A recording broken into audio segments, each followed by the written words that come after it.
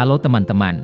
Kita sering mengenal Korea sebagai salah satu dari 4 macan Asia secara ekonomi atau lebih jauh, band K-pop terkenal di seluruh dunia. Tapi yang mungkin tidak diketahui orang, mereka juga produsen senjata terkemuka di dunia.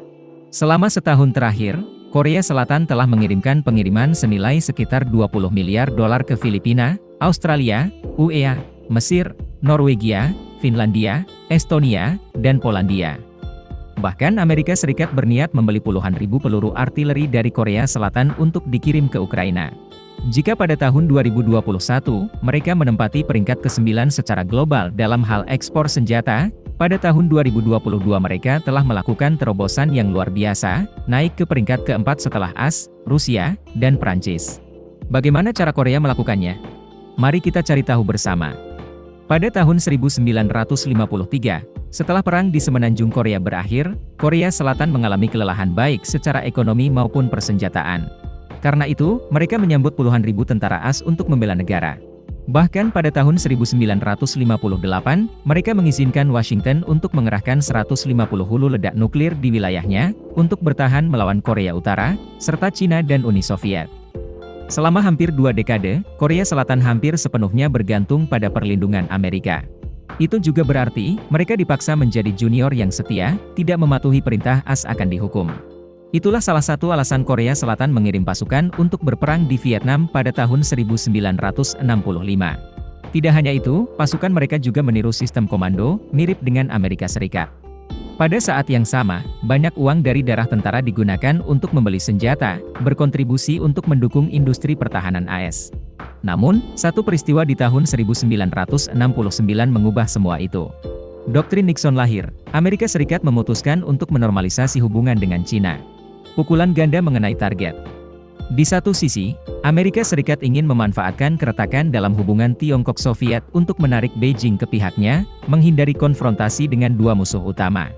Di sisi lain, mereka ingin memecah negara-negara persatuan sosialis, mengisolasi Vietnam, membalikkan keadaan dari risiko kegagalan di awal tahun 1970-an.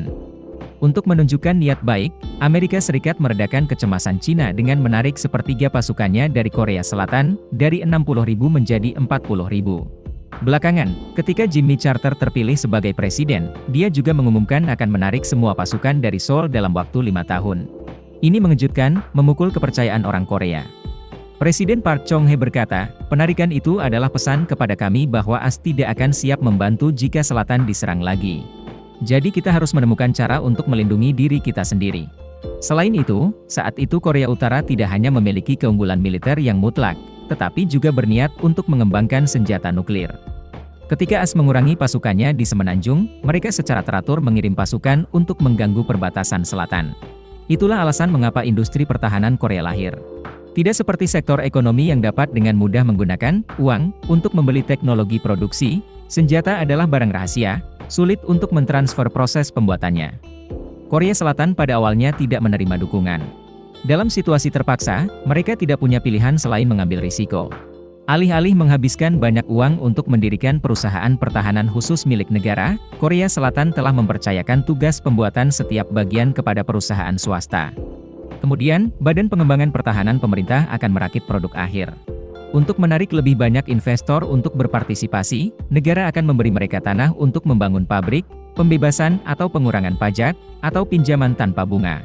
Proses pengujian awal dilakukan sebagai berikut, mereka membongkar dan membedah senjata yang diimpor dari Amerika Serikat. Kemudian, dengan hati-hati keluarkan setiap komponen kecil dan tetapkan untuk diproduksi oleh kontraktor pertahanan dan perusahaan swasta. Selanjutnya, perusahaan nasional melakukan perakitan terbalik, untuk menciptakan proses desain yang benar. Namun, hal-hal tidak semudah yang dibayangkan. Mereka harus melakukannya berulang kali, membuat kesalahan berkali-kali untuk mendapatkan hasil. Melalui kerja keras, pada tahun 1972, Korea mampu memproduksi senjata dasar seperti senapan M16, senjata anti-tank bazooka, amunisi, dan ranjau darat. Begitu mereka mendapat kesuksesan kecil, mereka menginginkan kesuksesan besar. Pada tahun 1974, Korea Selatan berencana mengembangkan peluru kendali, yang merupakan senjata canggih pada saat itu. Hanya AS, Jerman, dan Uni Soviet yang memilikinya. Semuanya juga dimulai dari nol, tidak ada spesialis, tidak ada pabrik dan tidak ada pengetahuan tentang proses produksi. Tidak hanya itu, Korea juga menghadapi keberatan dari Amerika Serikat dengan alasan yang tidak meyakinkan. Faktanya, Amerika Serikat mengkhawatirkan pengaruhnya di semenanjung Korea. Meski begitu, mereka bertekad untuk melakukannya secara rahasia. Ide pengembangannya cukup sederhana, yaitu memodifikasi peluru kendali Nike Hercules buatan AS dengan tujuan meningkatkan jangkauan hingga 350 km, yang bisa mencapai pusat komando Pyongyang. Namun karena peringatan dini dari Amerika Serikat, Korea Selatan harus menurunkan target dengan jangkauan 200 km. Tidak seperti senjata atau proyektil, membuat peluru kendali jauh lebih rumit. Membongkar dan memasang kembali adalah satu hal, merancang mesin atau membuat propelan sangatlah sulit. Dengan bantuan Perancis, bersama dengan tekad para ilmuwan muda Korea, setelah 4 tahun yang panjang dengan banyak kegagalan, akhirnya mereka menjadi salah satu dari 4 negara pertama yang memiliki peluru kendali, berkontribusi pada keseimbangan kekuatan militer dengan Korea Utara.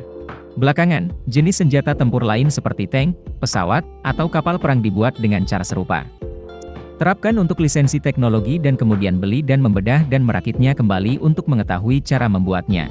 Setelah menguasai produksi aslinya, Korea terus meningkatkan dan menggabungkan dengan teknologi baru yang mereka teliti, untuk menciptakan produk mereka sendiri. Dapat dikatakan bahwa mereka adalah salah satu raja super penyalinan di dunia. Jadi bagaimana Korea Selatan menjadi salah satu pengekspor senjata top dunia? Pertama, produk mereka murah. Seperti produk teknologi, penyalinan dan peningkatan biayanya lebih murah daripada menghabiskan uang untuk penelitian. Tentu saja, senjata Korea dianggap memiliki kualitas yang sama dengan beberapa senjata asli dengan harga lebih tinggi. Misalnya, tangki K2 mereka dibandingkan dengan M1A2 Abrams Amerika, tetapi lebih murah. Kedua, kecepatan pengirimannya cepat. Selama beberapa dekade terakhir, Korea Selatan diam-diam telah membangun kompleks industri militer berskala besar dan diprivatisasi. Alih-alih perusahaan milik negara yang menangani banyak pesanan, mereka akan dipecah di antara banyak perusahaan swasta.